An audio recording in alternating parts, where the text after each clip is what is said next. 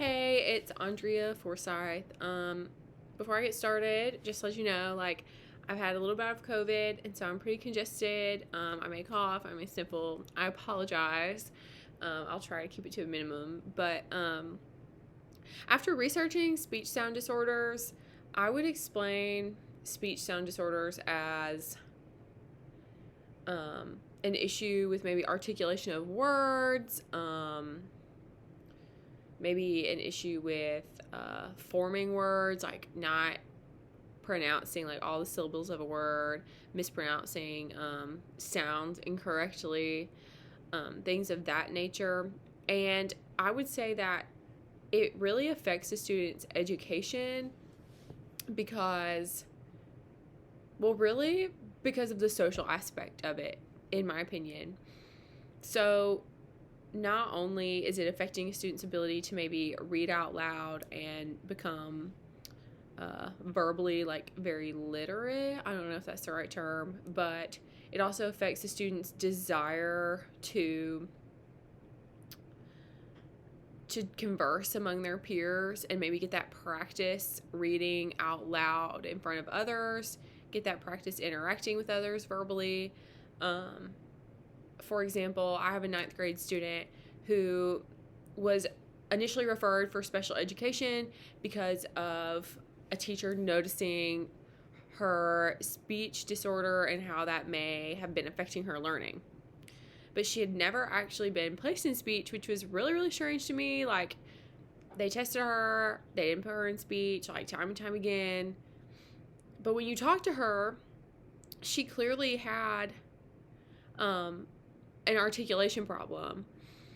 And I mean, I'm no SLP, but it was pretty noticeable to me, and it was pretty noticeable to some of our other teachers, but she had always made good grades, and I think that's why nobody had ever really said anything. But after doing a student interview with her and like getting her to do a student self-assessment about how she felt about herself in my transition class, she told me that she felt like she couldn't have friends and that she couldn't converse with her peers or ever express how she really felt because she wasn't good at speaking.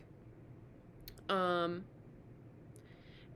she felt embarrassed, which really broke my heart. And so immediately I went to our SLP and I was like, we have got to get this girl in speech because she wants friends and she feels like she can't talk to people because she's embarrassed about the way she talks.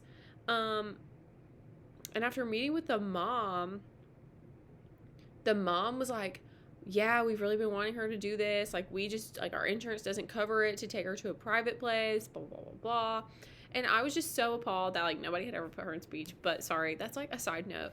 But I think that's kind of shows how a speech sound disorder can negatively impact a student, and how it can be kind of hard to get students into speech, right? Because if a parent isn't aware of school resources, like the mom truly like was not like, it had never really occurred to her that there was a speech language pathologist like at our school or at the middle school before us, and their insurance didn't cover like going to a private practice.